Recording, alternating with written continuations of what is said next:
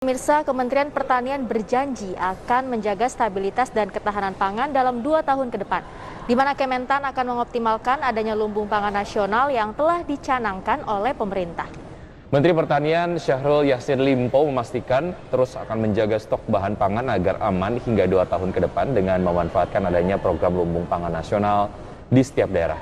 Kementerian Pertanian berharap di tahun 2022 nanti stabilitas harga dan stok pangan aman terkendali dengan memaksimalkan hasil panen dari food estate. Sekarang ini saya persiapkan 2 tahun makanan rakyat, makanan sesuai perintah Bapak Presiden. 2 tahun, apapun terjadi 2 tahun kita harus aman. Dan saya punya stok sampai hari ini berapa juta ton? 9 juta ton, Bapak. Insya Allah seperti itu yang tersedia. Nah, kita berharap lumbung pangan di desa harus ada, in-out 30 ton minimal, dan petani milenial bisa mengolah hanya itu. Selalu saja Pak Presiden menunjuk bahwa kamu cari misalnya siapa dia punya eksekutif direkturnya di sana, cari anak-anak milenial, dan itu yang kami. Ya, berikutnya pemirsa, Ikatan Pedagang Pasar Indonesia berharap di tahun 2022 pemerintah menyiapkan grand design ketahanan pangan agar harga pangan dan stok dalam program stabilitas pangan dapat tercapai.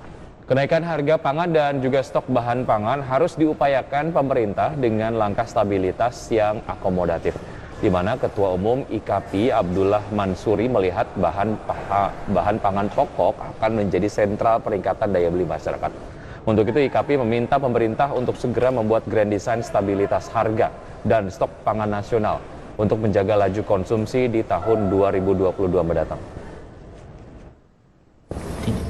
Ya, persoalan beras sebenarnya ini menjadi persoalan yang terus dan dominan terjadi di Indonesia.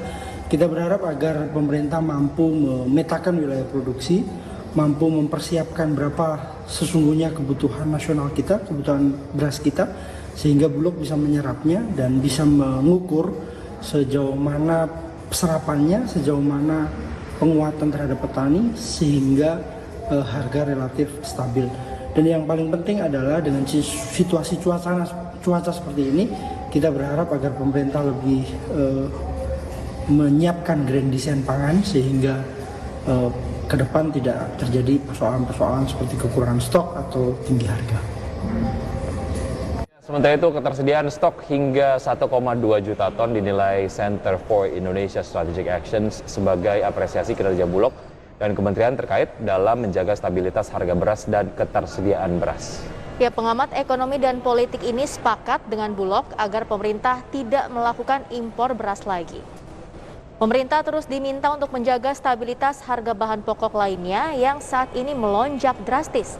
Pengamat dari CISA Heri Mendrova menilai Bulog mampu menjaga ketersediaan beras dalam negeri, sehingga Indonesia berhasil tidak melakukan impor beras dalam 3 tahun terakhir.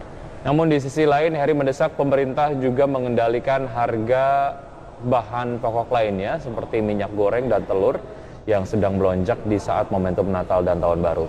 Heri mengatakan harga bahan pokok yang tinggi sangat menekan masyarakat yang saat ini sedang bangkit dari tekanan ekonomi karena pandemi. Sisi lain juga yang menjadi catatan kritis kita di sini adalah harga sembako yang justru meningkat di hari-hari ini. Nah, ini juga harus dikondisikan dengan baik. Jangan sampai harga beras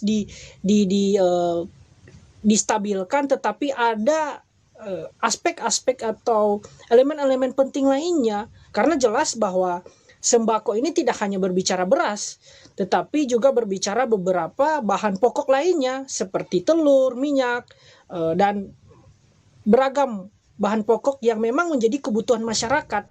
Ya, sementara itu Perum Bulog mencatat penyerapan beras dalam negeri hingga penghujung tahun 2021 telah mencapai 1,2 juta ton. Capaian tersebut diyakini cukup bagi ketersediaan cadangan beras pemerintah, sehingga impor beras tidak perlu dilakukan di tahun 2022 mendatang.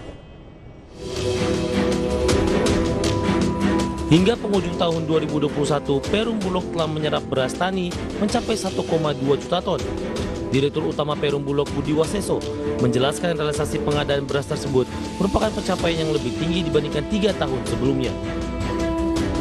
Buas menyebut penyerapan beras dalam negeri sangat membantu petani Indonesia yang kesulitan menjual beras selama pandemi. Buas memastikan dengan penyerapan beras dalam negeri yang dioptimalkan, pemerintah Indonesia berhasil tidak melakukan impor beras dalam 3 tahun terakhir. Di samping itu, bersama dengan pemerintah, Bulog telah menyalurkan bantuan beras PPKM kepada 28,8 juta keluarga penerima manfaat.